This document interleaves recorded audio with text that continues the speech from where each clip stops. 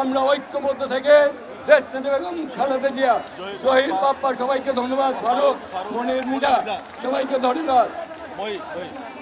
মহি, আমরা বলতে চাই আমরা ঐক্যবদ্ধভাবে আগামী দিনে এমন একটি বাংলাদেশ গড়তে চাই যে বাংলাদেশের আমরা সকলে একটি ঐক্যবদ্ধভাবে আমাদের মানচিত্রকে রক্ষা করব, আমাদের স্বাধীনতার সার্বভৌমত্বকে রক্ষা করব।